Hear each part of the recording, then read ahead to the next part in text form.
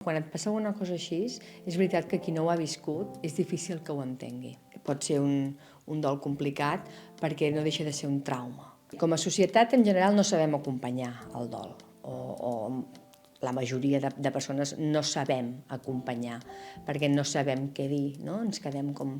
Però sí que és veritat que hi ha dols que són més senzills, no? Com et deia, si saps que algú ha perdut aquella persona d'amor per malaltia, doncs et sentiràs potser més còmode acompanyant aquella persona, no?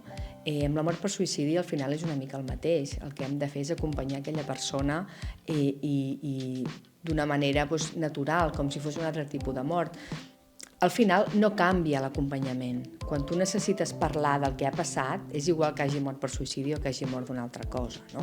El que necessitem és persones que ens acompanyin, no? Que estiguin al nostre costat, que no ens jutgin, que no ens diguin el que hem de fer o que no intentin donar respostes a una mort que no les té, no? Llavors, si vols acompanyar algú que està visquent això, demana-li si necessita alguna cosa, escolta'l, i si aquell dia veus que no ha dinat, doncs fes-li un tàper i porta-li, perquè al final aquesta ajuda és la que aquella persona necessitarà.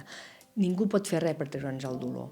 Per més que ens ho digueu, o sigui, per més que la gent ens digui no, va, no ploris més, o ell el que voldria és que tu siguessis feliç, o has de tirar endavant, tot això ja ho sabem, però en aquest moment és impossible.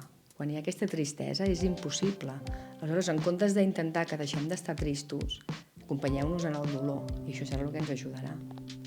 Amb el dol per suïcidi, les persones que ens quedem no tenim una explicació clara del que ha passat, no sabem per què aquella persona ha mort. Llavors, el que moltes vegades fem és preguntar per què. Ens queda molt la pregunta de què podia haver fet jo per evitar-ho, no? I sempre donem voltes a lo mateix, i a vegades la gent del nostre voltant no ens permet, no? fer aquest tipus de preguntes. I com a societat, com a persones que compartim la vida amb aquesta gent o que la volem ajudar, hem de validar aquestes emocions. No podem dir-li, va, no facis això, o va, ara vés a treballar que segur que t'anirà bé, o ara surt a fer esport, o hauries de no sé què.